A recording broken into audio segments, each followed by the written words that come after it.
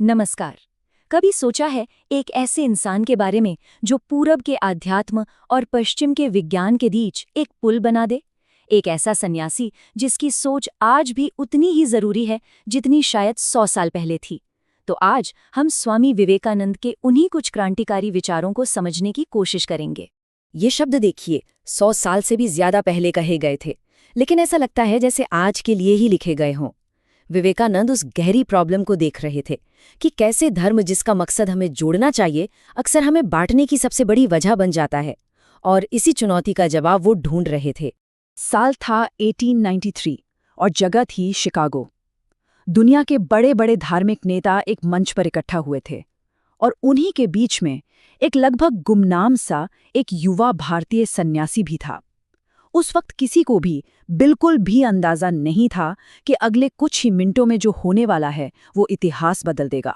तो जब उनकी बारी आई, उन्होंने कोई भारी भरकम फिलॉसफी की बात नहीं की।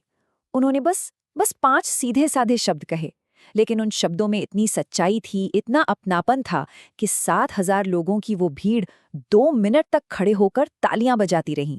उस एक पल में पूरब और पश्चिम के बीच की सारी दूरियां जैसे मिट सी गईं। बस यही एक भाषण था जिसने विवेकानंद को गुमनामी से उठाकर सीधे दुनिया के मंच पर लाकर खड़ा कर दिया। पर आखिर उन 5 शब्दों के पीछे की सोच क्या थी? मतलब ऐसा क्या था उनके संदेश में जिसने पूरी दुनिया को सच में झकझोर कर रख दिया? तो विवेकानंद ने इस धार्मिक कट्टरता की जड़ को कैसे समझाया? उन्होंने कोई मुश्किल सा सिद्धांत नहीं दिया, बल्कि एक बहुत ही सरल लेकिन गहरी कहानी सुनाई, एक मेंढक की कहानी। विवेकानंद ने वो सवाल उठाया जो हर पीढ़ी खुद से पूछती है कि आखिर हम क्यों मान लेते हैं कि बस हमारा रास्ता ही सही है? हम दूसरों के सच को स्वीकार क्यों नहीं कर पाते? इसका जवाब उन्होंने एक कहानी में दिया। कहानी का हीरो है एक मेंढक। वो एक छोटे से कुएं में रहता है और उसके लिए वो कुआं ही सब कुछ है, वही उसकी पूरी दुनिया है। वो इससे आगे कुछ सोच ही नहीं पाता क्योंकि उसने कभी कुछ और देखा ही नहीं है। फिर कहानी में एक ट्विस्ट आता है। एक दूसरा मेंढक आता है समुद्र से। जब वो कुएं वाले मेंढक को समुद्र की विशालता के बारे में बताता है तो कुएं के मेंढक को उसकी बात समझ ही नहीं आती। वो बेचारा अपनी छोटी सी दुनिया से उस अनंत समुद्र की तुलना भला कैसे कर सकता था? समुद्र की विशालता की बात कुएं के मेंढक को एक मजाक लगी। जो बात उसकी समझ से परे थी, उसे उसने झूठ मान लिया। और सिर्फ इतना ही नहीं, उस दूसरे मेंढक को ही अपने कुएं से बाहर निकाल दिया। और फिर विवेकानंद ने इस कहानी को सीधे धर्म से जोड़ा। उन्होंने कहा कि हम सभी अपने अपने छोटे कुओं में बैठे हैं और यही सोचते हैं कि हमारा धर्म ही एकमात्र सच है। और देखिए, सबसे जरूरी बात यह है कि उन्होंने खुद को भी इसमें शामिल किया। आलोचना की शुरुआत खुद से की। अच्छा, तो अगर हम सब अपने अपने कुओं में ही बैठे हैं तो बाहर कैसे निकलें? विवेकानंद का जवाब था, बाहर देखने के बजाय अपने अंदर देखो, अपनी असली शक्ति को पहचानो। यहीं पर विवेकानंद ने एक बहुत पुरानी और गहरी सोच को चैलेंज किया। एक तरफ तो ये विचार है कि इंसान कमजोर है, पापी है, लेकिन विवेकानंद ने कहा ये सबसे बड़ा झूठ है। उन्होंने कहा कि हम पापी नहीं, हम ईश्वर का ही अंश हैं, हम सब दिव्य हैं। तो उन्होंने एक सीधी सी पुकार की कि भेड़ बनना बंद करो और शेर की तरह जियो। उनका संदेश था कि हम अपनी ही ताकत को भूल गए हैं। ये सिर्फ कोई मोटिवेशनल बात नहीं थी, ये उनके दर्शन का, उनकी फिलॉसफी का केंद्र था कि हर इंसान के अंदर अनंत शक्ति छिपी हुई। तो ये पॉइंट बहुत जरूरी है। विवेकानंद के लिए धर्म सिर्फ कुछ नियमों या किताबों को मान लेना नहीं था, ये एक अंदर की यात्रा थी, अपने भीतर की दिव्यता को महसूस करने की, उसे जीने की एक प्रक्रिया। ये सिर्फ मानने के बारे में नहीं, बल्कि होने और बनने के बारे में था।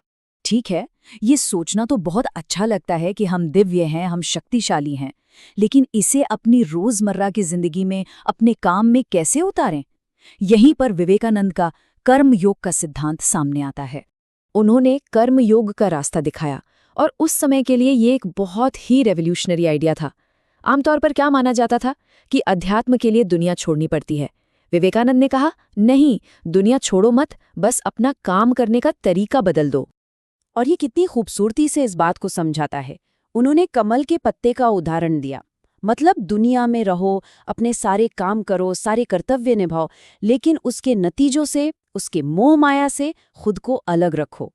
कीचड़ में रहकर भी कमल की तरह पवित्र रहो। तो इसका प्रैक्टिकल तरीका क्या है? विवेकानंद कहते हैं, काम को ही पूजा बना लो, अपना 100% दो, लेकिन फल की चिंता से खुद को आजाद कर लो। जब कोई काम किसी इनाम या तारीफ के लिए नहीं किया जाता, तब उस काम में ही शांति और आनंद मिलने लगता है। आखिर में लक्ष्य तो बस इतना ही है कि इंसान अपने मन का मालिक बने, अपनी इच्छाओं का गुलाम नहीं। कर्मयोग हमें मालिक बनना सिखाता है, और जब ऐसा होता है तो हर काम एक मेडिटेशन बन जाता है, और शांति कहीं बाहर नहीं, अपने अंदर ही मिल जाती है। ये सारे विचार, चाहे वो कुएं से बाहर निकलना हो या कर्मयोग, अंत में एक ही बड़ी तस्वीर का हिस्सा हैं, और वो तस्वीर है पूरी इंसानियत के लिए विवेकानंद का विजन।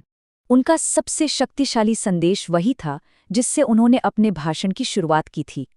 उन्होंने कहा कि नदियां भले ही अलग अलग पहाड़ों से निकलती हों, अलग अलग रास्तों से बहती हों, पर आखिर में मिलती तो एक ही समंदर में है। धर्म भी ठीक वैसे ही हैं। रास्ते अलग हो सकते हैं, पर मंजिल एक ही है। और शिकागो में कहे उनके ये आखिरी शब्द आज भी हमारा मार्गदर्शन कर सकते हैं। उन्होंने एक ऐसे भविष्य की कल्पना की जहां धर्म एक दूसरे से लड़े नहीं, बल्कि एक दूसरे से सीखें, जहां विनाश ना हो बल्कि आपसी समझ हो। स्वामी विवेकानंद का संदेश बहुत सरल लेकिन उतना ही गहरा था। उन्होंने हमें छोटी सोच से उठकर इंसानियत को अपनाने, अपनी अंदर की शक्ति को पहचानने और बिना किसी स्वार्थ के कर्म करने का रास्ता दिखाया। सवाल बस यही है कि क्या आज की दुनिया उनके दिखाए रास्ते पर चलने के लिए तैयार है?